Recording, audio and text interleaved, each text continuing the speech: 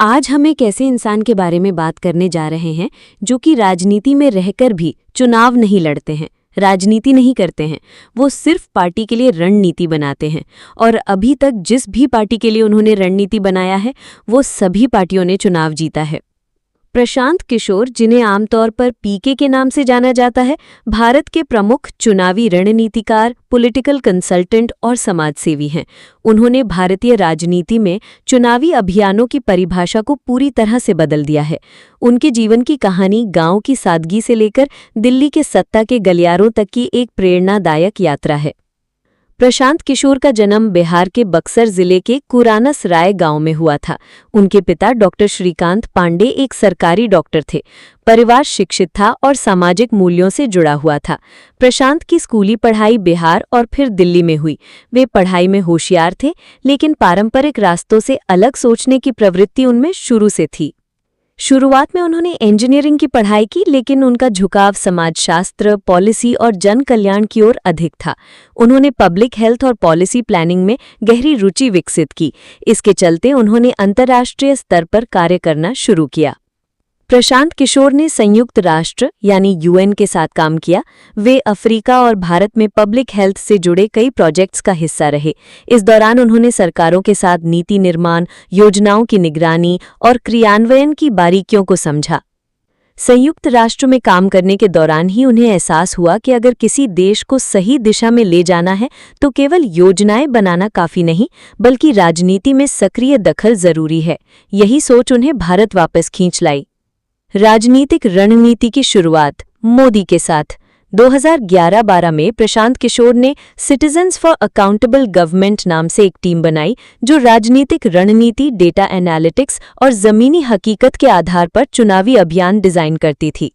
उनका पहला बड़ा प्रोजेक्ट था 2014 का लोकसभा चुनाव, जिसमें उन्होंने तत्कालीन गुजरात के मुख्यमंत्री नरेंद्र मोदी के लिए रणनीति तैयार की। उन्होंने ब्रांड मोदी को राष्ट्रव्यापी स्तर पर पेश किया। अब की बार मोदी सरकार जैसे नारे उन्हीं की टीम की देन है। उनकी रणनीति digital campaign, booth management, volunteer network और माइक्रो टारगेटिंग पर आधारित थी, जो भारतीय राजनीति में पहली बार इतने संगठित तरीके से इस्तेमाल हुई। मोदी की जीत के बाद प्रशांत किशोर ने कई और पार्टियों के लिए काम किया। 2015 बिहार विधानसभा चुनाव। प्रशांत किशोर ने नीतीश कुमार और लालू यादव के महागठबंधन जेडीयू-आरजेडी कांग्रेस को एकजुट करके बीजेपी के खिलाफ बड़ी जीत दिलाई। इस जीत के बाद नीतीश कुमार ने उन्हें जेडीयू में उपाध्यक्ष बना दिया।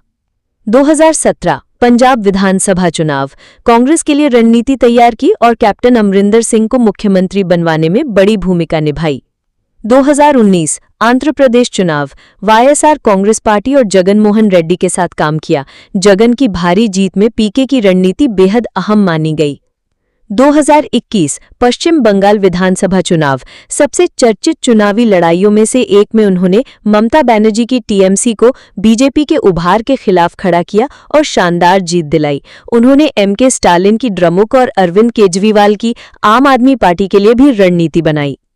पीके की खासियत ये थी कि वे केवल प्रचार तक सीमित नहीं रहते। वे जमीनी फीडबैक, डेटा एनालिटिक्स और सामाजिक समीकरणों का गहन अध्ययन करके रणनीति तैयार करते हैं। राजनीति से मोहभंग और जन स्वराज की शुरुआत। हालांकि प्रशांत किशोर की रणनीति से कई नेताओं ने सत्ता पाई, लेकिन खुद उन्होंने 2021-22 में कांग्रेस में शामिल होने से इनकार कर दिया।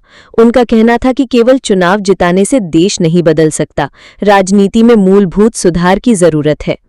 इसी सोच के साथ उन्होंने जन स्वराज नामक एक अभियान शुरू किया।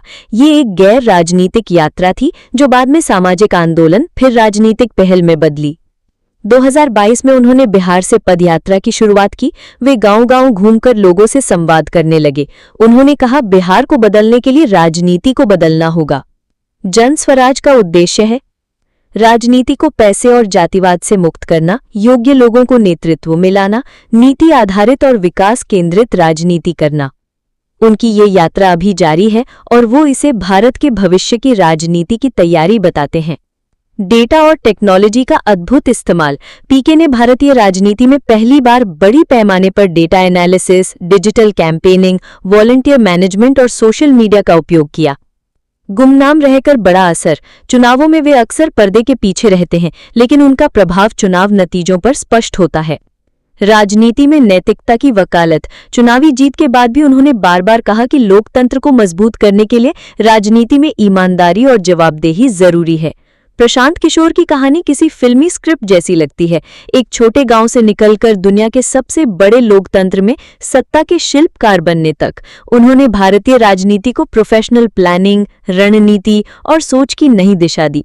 अब जब वे खुद जन स्वराज के माध्यम से स्वयं के नेतृत्व में बदलाव लाने की कोशिश कर रहे हैं, तो देश भर की नजरें उनकी अगली चाल पर टिकी हैं। उनकी ये यात्रा ये सिखाती है कि अगर सोच स्पष्ट हो, मंशा ईमानदार हो और मेहनत सच्ची हो, तो बदलाव संभव है। प्रशांत किशोर अब केवल एक रणनीतिकार नहीं, बल्कि बदलाव की संभावना के प्रति एक मिसाल हैं।